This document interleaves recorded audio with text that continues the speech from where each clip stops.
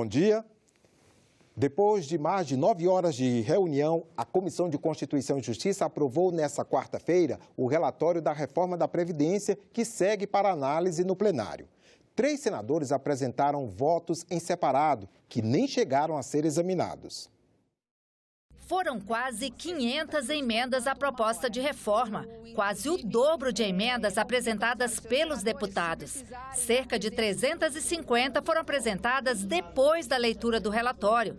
O senador Tasso Gereissati analisou as novas emendas e apresentou uma complementação de voto. Entre as mudanças, o relator retirou do texto principal a pensão por morte. Com isso, fica valendo a regra atual, que diz que o valor da pensão não pode ser menor que um salário mínimo em qualquer situação. O texto anterior impedia que o benefício ficasse abaixo do piso apenas quando a pensão fosse a única renda formal da pessoa. Minha convicção evoluiu quanto à pensão abaixo do salário mínimo. Esse tema sai da PEC paralelo e proponho que seja suprimido já no âmbito da PEC 6. Esse é o instrumento mais seguro para assegurar a mudança que pretendemos. Desta forma, nenhuma pensão do INSS será abaixo do salário mínimo em qualquer caso. Ele também aceitou uma sugestão para incluir os trabalhadores informais no regime geral. Eles poderão pagar uma contribuição semelhante à que pagam os microempreendedores individuais. Haja crônica informalidade do mercado de trabalho brasileiro, somam-se novos trabalhadores que não possuem vínculos formais de trabalho, embora precisem de proteção. Tasso acatou ainda a emenda de redação para deixar claro que as mudanças nas regras valem também para ex-parlamentares inscritos no Plano de Seguridade Social dos congressistas. A reforma da Previdência deve valer não só para as atuais e para os novos parlamentares, como também para os ex-parlamentares que foram inscritos no Plano de Seguridade Social dos congressistas.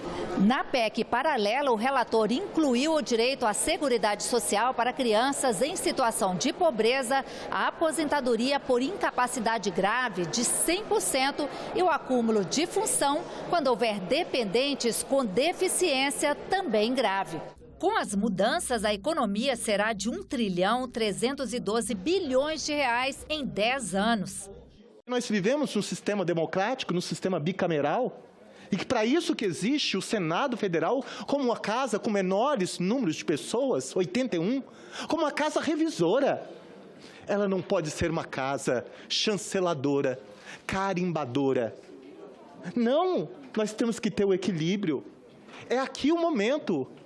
As modificações têm que ser feitas, todas que estão contempladas na PEC paralela, introduz na PEC original. Isso faz parte do processo legislativo. Isso não significa dizer que Vossa Excelência está sendo desonesto ao repassar esses pontos de possíveis correções àquela que foi batizada PEC paralela.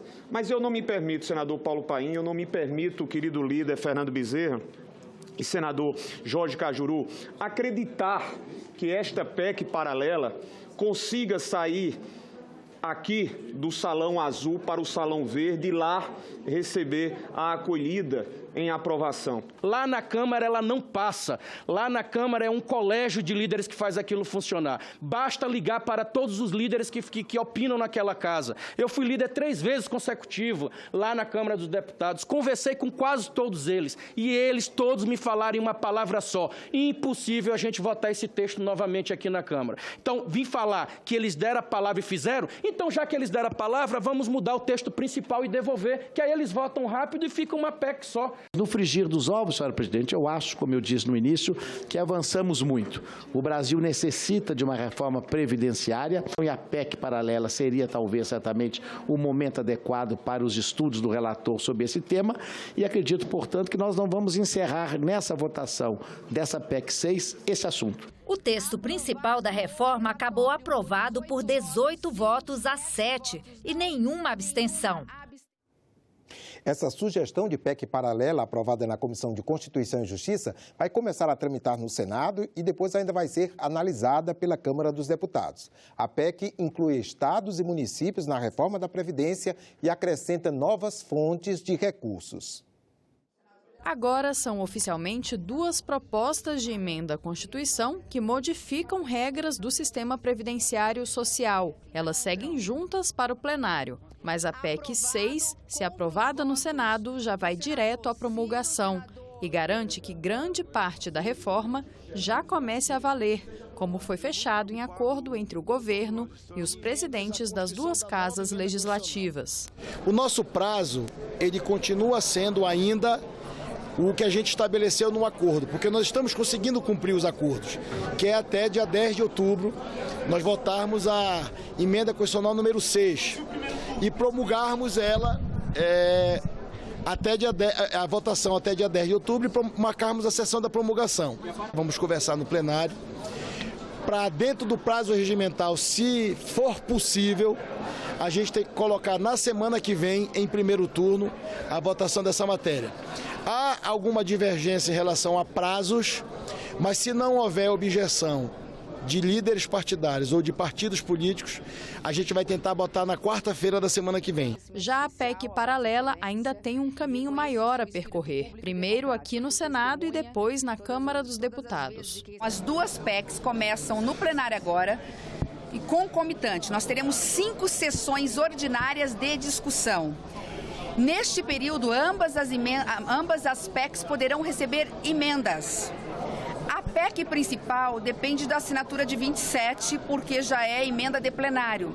Mas a PEC paralela, nós temos um acordo, porque conseguimos encurtar o seu prazo, que qualquer parlamentar poderá apresentar uma emenda, nós todos vamos subscrever para que essas emendas sejam recebidas. Quanto à paralela, nós também vamos seguir todo o protocolo, que é de pelo menos uma semana aguardando as emendas que vão vir. E aqui na CCJ, estando nas minhas mãos todas as sugestões, eu espero 48 horas depois apresentar o relatório. Sendo aprovado o texto principal, a PEC paralela é praticamente unanimidade aqui na CCJ. Nós tivemos várias conversas com o presidente da Câmara, deputado Rodrigo Maia, que vai se empenhar pessoalmente no andamento mais rápido possível dessa PEC paralela. O texto da PEC paralela contempla emendas consideradas relevantes pelo relator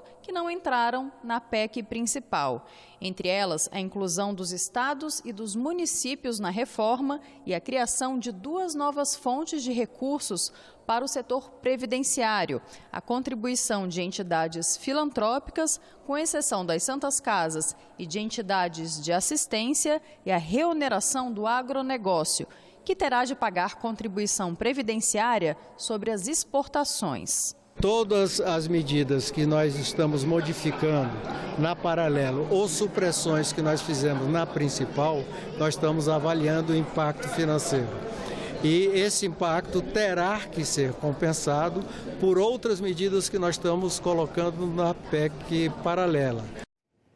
O presidente do Senado, Davi Alcolumbre, acompanhou a parte final da reunião da Comissão de Constituição e Justiça. Ele aproveitou para agradecer a senadores e servidores da Casa pelo empenho nos primeiros 30 dias de tramitação da reforma no Senado e pela aprovação da proposta na comissão. Em nome dos servidores da CCJ, cumprimentar todos os consultores, servidores do Senado da República que têm se dedicado a defender essa instituição, a trabalhar no dia a dia, prestando assessoramento aos senadores, porque todos nós, senadores e senadoras aqui, somos passageiros desta casa e temos um quadro altamente qualificado que prestam esclarecimentos, auxiliam, nos ajudam a cumprir as nossas obrigações no mandato eletivo, que é o emprego dado pela população brasileira nos estados, com data para iniciar e data para terminar. Cumprimentar os senadores, senadoras e servidores, porque nós, de maneira coletiva, estamos dando a oportunidade para a reconstrução desse país que todos nós defendemos diariamente no exercício da atividade parlamentar e do mandato outorgado pelo povo brasileiro em cada estado da federação, que aqui nessa casa cumpre o seu papel. A movimentação em torno da Comissão de Constituição e Justiça começou cedo. Profissionais de diversas áreas estavam prontos para acompanhar a primeira etapa de votação da reforma da Previdência aqui no Senado. Veja como foi. Os jornalistas chegaram cedo. O jeito foi sentar no chão para já começar a trabalhar. O dia prometia ser longo. Cinegrafistas, equipe de link, produtores, diversos profissionais da imprensa se concentram aqui, nesse corredor. Os repórteres ficam dentro da comissão, acompanhando o resultado. Mas o restante do pessoal do jornalismo fica por aqui, de olho em tudo o que está acontecendo. O importante é não deixar passar nada. E em um dia com uma votação tão importante, a segurança foi reforçada. O acesso à Comissão de Constituição e Justiça foi restringido. Imprensa somente credenciada. Apenas um crachá na cor vermelha foi distribuído para cada um dos gabinetes. Tudo para evitar confusões durante a discussão. O senador Cajuru tem fama de madrugar nos compromissos do Congresso. E na CCJ não foi diferente. O parlamentar foi o primeiro a chegar e ainda ficou um tempão na sala vazia. A presidente da CCJ, Simone Tebet, chegou um pouco depois. Orientou os senadores, conversou com assessores. O sinal da campainha deu início a uma das discussões mais aguardadas pelos brasileiros.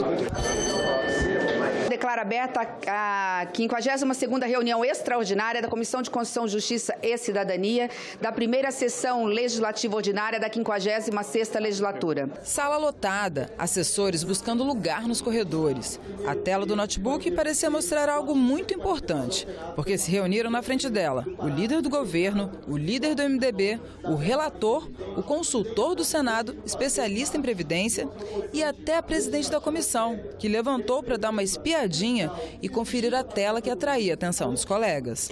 Para vocês entenderem como funciona a divisão da sala, olha só, lá na mesa principal fica a presidente da comissão, o relator e demais convidados. Nas fileiras seguintes são os parlamentares, as 4 primeiras fileiras. As restantes são os assessores e os jornalistas. Foram apresentadas mais de 400 emendas e 3 votos para alterar a PEC. Com tanta coisa importante para discutir, a fome ficou de lado. No último caso, a gente pede um lanchinho ali para a bancada e come no plenário, enfim. Tentar aí equilibrar a insulina, não é? As taxas hormonais, as taxas glicêmicas, ou melhor dizendo, e tentar segurar durante o dia inteiro. Eu acho que hoje o mais importante de tudo é focar no debate, é tentar fazer tudo o que for necessário para a gente, de fato, fazer um grande trabalho.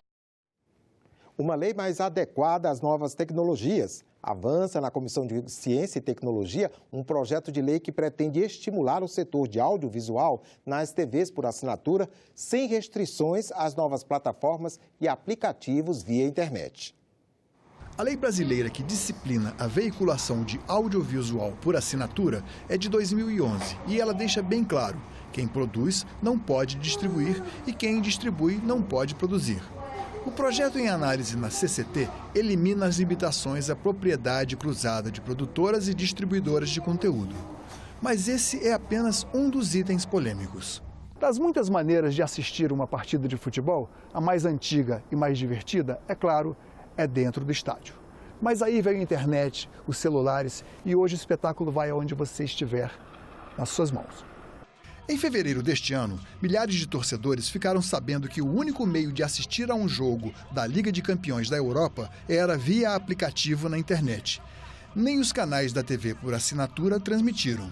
Os membros da comissão não se manifestaram contra o fim das restrições às empresas de distribuição e produção. O foco da discórdia foi quanto à necessidade de deixar bem claro que os serviços via internet não se incluem na lei que rege as TVs por assinatura. O relatório do senador Harold de Oliveira apreciou várias emendas, com destaque para a proposta do senador Ângelo Coronel e incorporou elementos do voto em separado do senador Rodrigo Cunha. Na próxima semana, um novo parecer será levado à votação.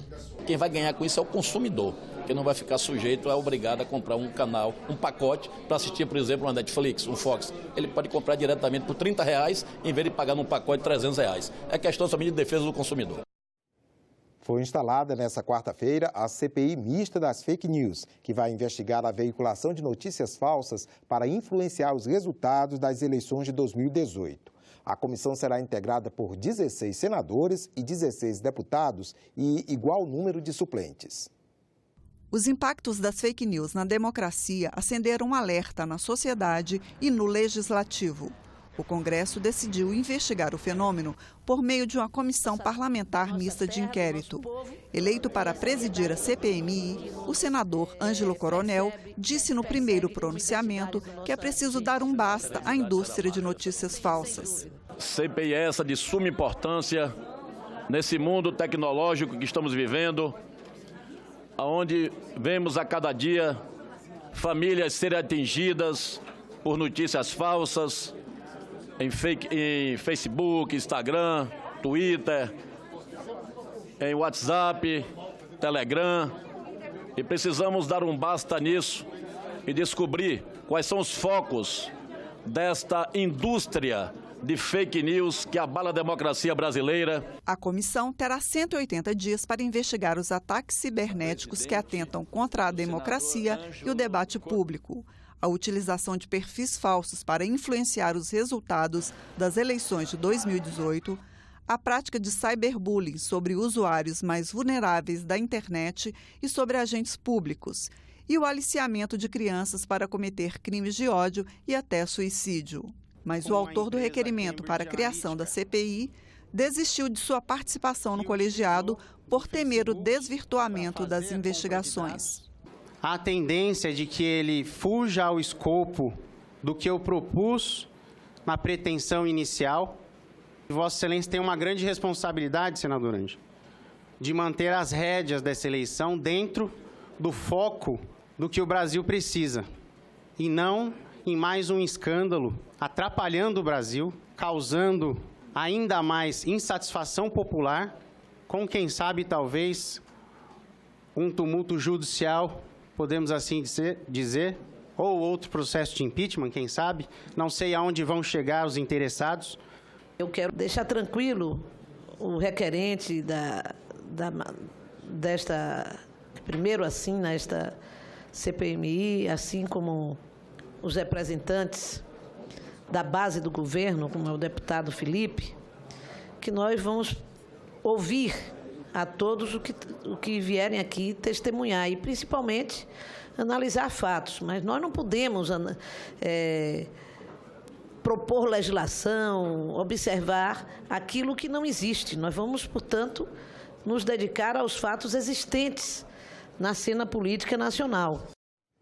Comissão mista aprova relatório da medida provisória que reabre inscrições no Cadastro Ambiental Rural. O texto ainda vai ser votado nos plenários da Câmara e do Senado. A medida provisória elimina prazo para a inscrição de propriedades no CAR, Cadastro Ambiental Rural, que é um registro eletrônico obrigatório para todos os imóveis rurais. Ele foi criado pelo Código Florestal em 2012 e foi dado um prazo de adesão para que os produtores se regularizassem, 31 de dezembro de 2018. Quem não aderisse perderia o direito de acessar linhas de crédito. É uma ferramenta bastante importante para nós simplificarmos e dar dignidade a esses produtores que não têm o seu georreferenciamento, não têm o seu CAR, de ter acesso a políticas públicas no nosso país. Fiquei bastante animado, achei que construímos aí um bom acordo para que a gente pudesse, dentro do prazo hábil, regimental, encaminhar essa matéria que é importante para os produtores, é importante para o meio ambiente, que ganha com a consolidação do CAR como um grande instrumento de controle e fiscalização ambiental, e quem ganha é o país. O senador Ângelo Coronel, que foi eleito presidente da CPMI das fake news, é o nosso entrevistado de hoje. Ele conversa com a jornalista Renata de Paula sobre o trabalho da comissão. Olha, é uma comissão muito importante, porque as fake news, ela atinge todas as camadas da sociedade, do simples cidadão brasileiro ao empresário.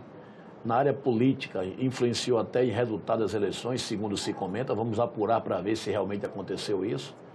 Então, esse câncer, como eu chamo, tem que ser extirpado. E aqueles que promovem esse avacalhamento de pessoas por intermédio das redes sociais, nós temos que combatê-lo, tirá-lo dessa função e colocá-lo na cadeia, porque a pena agora é de 2 a 8 anos. Nós precisamos deixar nossa sociedade em paz e que use as redes sociais sem ficar com medo de ser atacado. Senador, estão listados alguns tópicos sobre os quais a CPI vai se debruçar e eu queria que o senhor explicasse cada um deles, né? Primeiro, a CPI fala em ataques cibernéticos que atentam contra a democracia e o debate público. Mesma coisa, você se lança candidata a alguma coisa e a partir daquele momento que você lança sua candidatura, começam a ter postagem depreciativa com o teu nome. Então, isso nós temos que combater. Eu acho que a internet é aberta, as redes sociais são abertas, mas externar a opinião, se não gostar de você, diga porque não gostou, mas não entrar no seu pessoal, lhe atacar, lhe depreciar. Isso aí é um dos pontos que nós vamos atacar nesta CPI. A utilização de perfis falsos para influenciar os resultados das eleições de 2018. Esses são os famosos robôs. Eu, por exemplo, eu tenho uma rede social mais ou menos ativa, eu debato muito com robô. E fica difícil que muitas vezes eu boto a pegadinha para ver se o robô cai e o robô não vai porque ele não é humano, ele não pensa. Já está teleguiado a responder ou a criticar já uma coisa performada. Então, nós vamos trabalhar para que esses robôs eles também não sejam mais usados como veículo de difamação ou então de elogio. Porque você tem um robô que é utilizado para beneficiar um candidato, elogiar um candidato, e tem os robôs que são utilizados para depreciar os candidatos. O que é robô? É uma maquininha, é um sistemazinho que você coloca na rede de computador, ou no computador em rede, e ele sai atacando, jogando coisas maléficas contra você em Twitter, em Insta, em Face, e por aí vai. Isso nós vamos acabar. E existe um misto também, né, senador? A pessoa que manipula centenas de perfis e interage um pouco, então às vezes é humano, às vezes é robô. Olha, existem denúncias, não sei se são verídicas, porque toda denúncia nós temos que apurá-las, não podemos aqui pré-julgar. Eu acho que o pré-julgamento, sem dar o direito de defesa, ele é muito ruim na nossa democracia. É evidente que dizem que tem vários escritórios espalhados pelo Brasil afora e até no exterior, contratado, bancado por empresários somente para atacar os seus alvos, para poder escaparem dos robôs. Mas você chega do Oiapoque ao Chuí, tem pessoas contratadas só para fazer essas difamações, esses achaques a alvos que são de encontro à tendência dessa pessoa que está promovendo e patrocinando essas fake. Senador, isso é um fenômeno mundial. Não é exclusividade do debate político brasileiro, né? A gente tem no mundo inteiro, enfim, um questionamento sobre como as redes sociais estão sendo manipuladas, né? Como o senhor imagina que uma CPMI pode investigar realmente esse fenômeno? Olha, a rede social é uma coisa que é um caminho sem volta. Desde a época de Barack Obama, presidente dos Estados Unidos, que praticamente, onde ela foi mais divulgada, foi naquelas eleições, que as redes sociais ganharam uma dimensão muito grande. Daí para cá, é um crescimento geométrico, não é nem o crescimento aritmético, ele é geométrico. Então, o que é que acontece? A cada dia que você entra numa rede social, um curte você, um compartilha você com outro, e aí vai levando. É o famoso multinível. Só que você não pode simplesmente esperar e não tentar coibir quando se usa essas redes sociais em detrimento de outras pessoas. Esse aí que vai ser o papel. E também não é só na questão política. Nós temos a questão também que é utilizada para divulgar fotos de pedofilia. Nós temos também a questão de... Outro fenômeno mundial. Outro fenômeno mundial. Tem a questão de empresas, onde uma empresa quer depreciar a marca do concorrente, posta um perfil falso, dizendo que aquele produto é ruim. Então, na verdade, essa CPMI ela não vai ser focada só na parte política, somente para desmascarar e banir os hacks, os fake news. Ela também será direcionada tanto para a parte política, que é o que está na moda, mas também focando na pedofilia, falando na parte empresarial e outros segmentos da sociedade, que muitas vezes uma pessoa não gosta de Ângelo Coronel. Ele simplesmente, por ser meu adversário, pede uma pessoa para começar a plantar algo na rede social. Quando você toma pé, você está com o seu nome enlameado, sem nem você saber do que se trata. Então, a partir do momento que você começa a detectar e ter talvez até vamos dizer assim, um crivo que quando entra no seu perfil, deprecia você, que o depreciado receba até um plim para chamar a atenção. Que é, por exemplo, você me perguntou como estão minhas redes sociais depois que hoje eu tomei posse como presidente da CPI. Eu confesso que eu não vi ainda, vou ver à noite. Se por acaso alguém me depreciasse, se eu recebesse o aviso, plim, eu ia acessar para saber o que estava acontecendo. Mas já pensou se milhares acessaram ao mesmo tempo e depreciar ao mesmo tempo? Eu ia ficar louco, tanto plim, plim, plim, plim, plim na minha cabeça. Mas a ideia é que a gente faça uma CPMI suprapartidária, uma CPMI que não vá já focado naquele alvo por questões políticas. Essa serenidade é que eu quero colocar a serviço da CPMI que nós instalamos aqui no Senado. Mas antes da gente sair da esfera política, eu só queria perguntar para o senhor acredita que uma CPMI pode ter condição de investigar quem está financiando essas operações? O senhor falou até em robôs que estariam no exterior, né, manipulando o processo político brasileiro. Vai ser uma luta muito grande. Nós estamos agora, para você ter uma ideia... Quais os instrumentos que essa CPI nossa primeira reunião de trabalho, nós vamos convidar e convocar representante do Facebook, do Instagram, do WhatsApp, do Twitter, para que eles possam abrir para os membros da CPI... Do WhatsApp e do YouTube também, né? Todas as redes. Para que eles possam chegar, nos instruir como chegar a um alvo que for... como chegar a um fake que a gente acha que ele é fake. Porque muitas vezes você me deprecia, mas você não é fake. Cabe a mim, depreciado, entrar com uma ação de reparação de danos morais contra você. Mas a partir do momento que alguém me ataca, a gente vai ver que ele não tem identidade, que ele é um robô, ou usa até a foto de uma outra pessoa, é isso aí que nós vamos começar a investigar. Como é que você vai pegar isso? Todo computador tem um IP. Então, se sai do computador que está em São Paulo, um ataque a Ângelo Coronel aqui em Brasília, nós vamos pegar com as redes, com os provedores de rede social, os provedores de internet, qual é o IP da máquina que saiu aquela mensagem. Com esse IP, você pode, com isso, colocar a Polícia Federal para que vá ao seu encalço. Para vocês terem uma ideia, a semana passada, eu mesmo fui vítima de fake. Eu recebi um e-mail depreciativo ao meu nome. Simplesmente nós acionamos a Polícia Legislativa do Senado Federal. A polícia conseguiu descobrir a origem desse e-mail. Já estamos entrando agora com uma reparação de danos morais nessa pessoa, que inclusive é até um piloto de avião. Então, ele disseminou esse e-mail, ele distribuiu para muitas pessoas? Ele passou para mim, eu não sei aí agora qual foi aonde ele disseminou. Mas se ele mandou um e-mail para mim me depreciando, e nós conseguimos localizá-lo, então eu não sei qual foi o alvo que ele colocou esse e-mail. Qual foi a dimensão da distribuição desse e-mail. Então, por isso que nós temos que coibir o mais rápido possível. E essa CMI chegou no momento certo, porque do jeito que está, e eles se achando os arautos, vamos dizer assim, da segurança, que ninguém vai descobrir nunca, a gente ia chegar no futuro, não poder sair de casa, ser até apedrejado por a pessoa plantar que você é até um marginal, sem você ser um marginal. Senadora, a CPI começa debaixo de críticas, né, de que seria uma CPI da censura contra os usuários de redes sociais, né? Como é que o senhor vê a questão? Não é censura. A censura é você usar a rede social para depreciar alguém. Essa que vai ter censura mesmo. Você não pode utilizar uma rede social para você começar a xingar, depreciar.